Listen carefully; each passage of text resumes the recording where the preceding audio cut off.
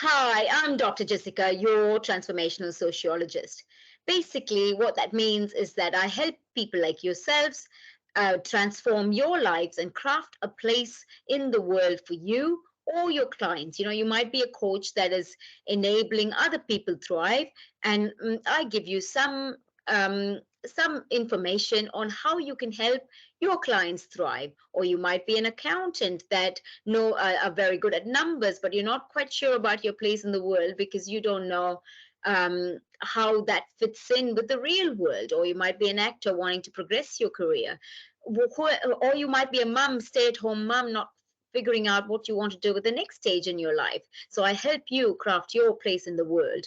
Or I work with organizations, be it councils, governments, or private organizations, to create places that can enable people to thrive. We all know that thriving people create thriving places. So, understanding how to craft your place in the world is very vital for the success of people and organizations. That's what I do. I've got a background in marketing and sociology and understanding human behavior, and I've also done courses and diplomas in psychology and counseling. I am not a professional counselor, but I have done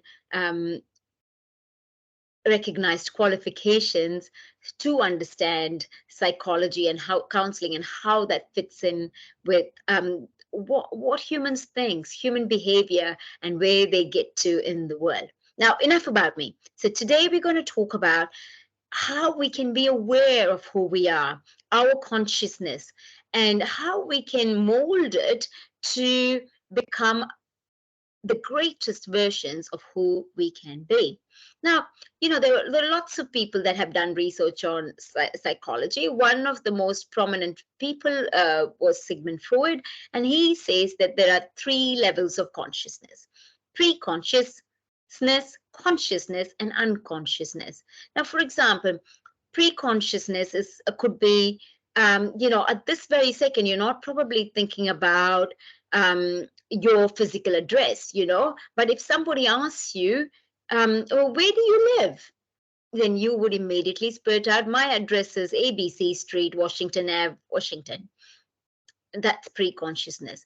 Now, consciousness is your state of being, that what you do.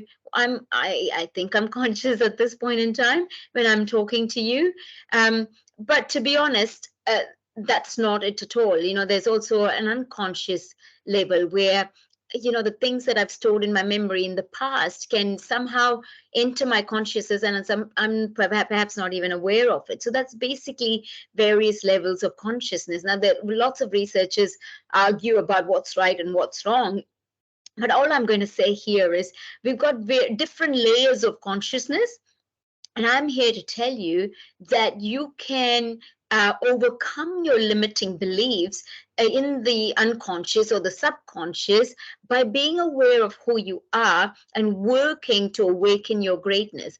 Through awakening your greatness does not mean that you ignore your past. It's about acknowledging the past traumas, the conflicts, the areas of self-doubt and self-esteem issues, or whatever it's been troubling you. It's being create understanding and awareness of it, dealing with it, and then moving forward into the future by learning from those lessons of the past and moving into a future of greatness. So it might be, some things that happened to us in our past is things beyond our control.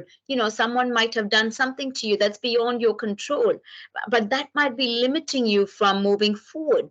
Now, for example, people have often told me that, you don't sound good, you don't look good. Look at that girl, she's so fair and beautiful, and you're not like that. And all those things, for many years I was aware of it, but I just pretended I was okay with it, but I wasn't.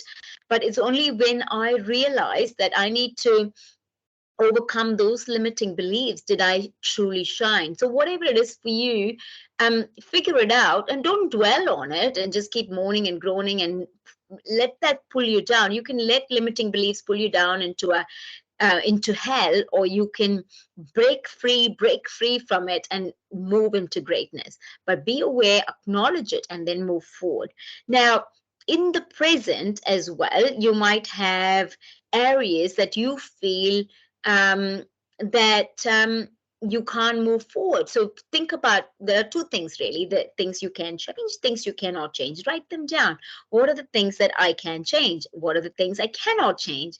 And then work out strategies, either by yourself or with a teacher or someone you trust, on how you can work through those things. Now, we talked about the past. There are things that we may not be able to control. Firstly, past cannot be changed, it can only be learned from. But what I'm meaning is that, the things like someone else attacking you, you can't control it. You learn, heal, and move forward. Other things, like, for example, I've often felt that I haven't managed my money that wisely at times in the past. Now, I can't change it. No, that was not a fault of anyone else. It was just me. It was my choices, I felt, has let me down sometimes. And so now I can't change it. I can either say, oh, I wish I hadn't had that takeaway coffee 10 years ago, and cry about it, and move into the depths of hell and get and be despaired. Or I can say, I can't change that. Those decisions were made. I've learned from them. How do I move forward into a future that is more sustainable and more positive, whether it's finances or relationships or in other areas.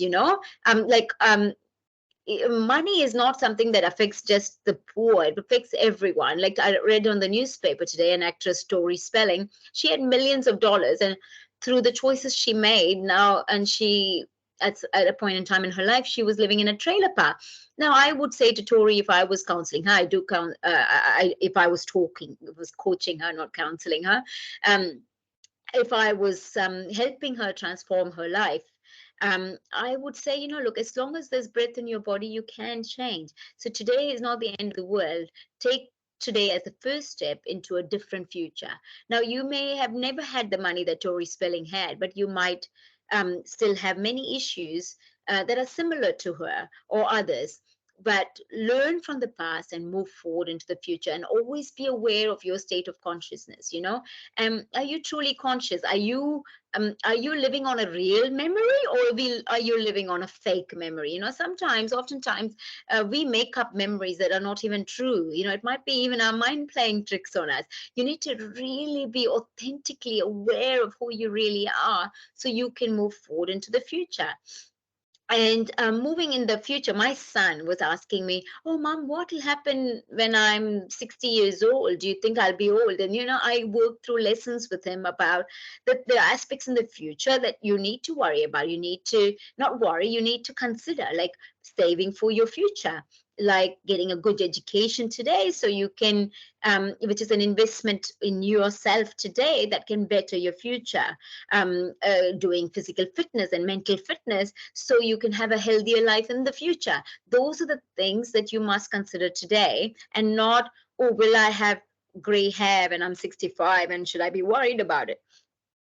So every instance, past, present, and future, past can be learned from, present need to be lived in, and future need to be imagined and desired, but in a realistic way. It's not about being a pessimist. It's not about being an optimist. It's about being a realist, really being conscious about who you truly are and living that to the best of your ability every day. Keep an eye on the past so you can learn from it. Keep an eye on the future so you can be prepared for it, but live in the present. Live every moment in the present, being totally consciously aware.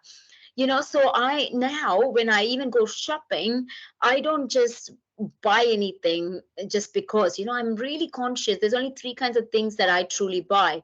I buy things that are of utility value, that things that are of use. Secondly, the things I buy is of sentimental value. So I might buy photographs, create a photo book, because that gives me pleasure in remembering the memories for the future.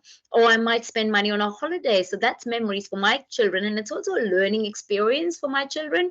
And the third things I spend money on is gifts. Like I said, there's a new baby in the family, things that are giving, so I can just give truly with all my heart, and also teach my children the value of giving. I don't everything is planned and strategized, but being flexible enough we need it, and I often think I wish I'd learned these lessons 20 years ago. But you know what? I didn't. I wasn't even aware of all those things. So I'm telling you, if you're 20, you've got 20 years ahead of me. You are a good job on listening to this video today.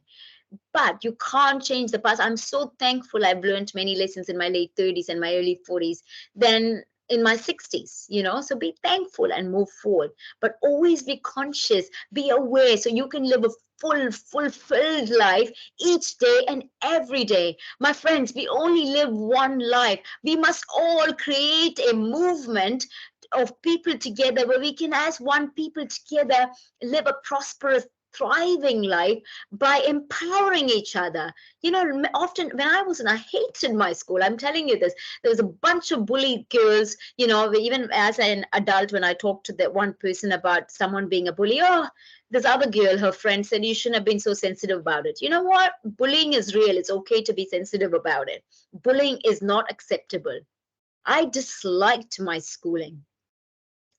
Because it wasn't an empowering environment. It was an environment that put people down. So now I'm a role model on how children should be empowered, not disempowered. So, I could have taken that bullying experience as a negative, which I did for a long time, but now I use it for my power to empower people. The other areas, I think New Zealand's got a very shocking statistics on how to treat patients, and especially new mums in hospitals, without dignity. I don't think the nurses here and the midwives here are equipped to treat people with dignity. That's a lesson I think the New Zealand medical system should put into their curriculum. Now, I could either moan and groan about that or look for ways, how can I improve the health system so mums coming in the future are not disempowered but are treated with dignity. On the one hand, New Zealand talks about the importance of the first 1,000 days in the life of a child, and on the other hand, they treat young mums like rubbish. And these many times, oftentimes, it's women doing it on other women, which really makes me annoyed too. I think women should be empowering women, not disempowering others. So what I did is all these areas of trauma in my life, I've put that together to empower others. So whatever it is that has been areas of trauma in your life, why don't you write it down and see, well, what did you learn from that lesson, and how can you consciously empower others for the future so that you leave the world a better place than you found it.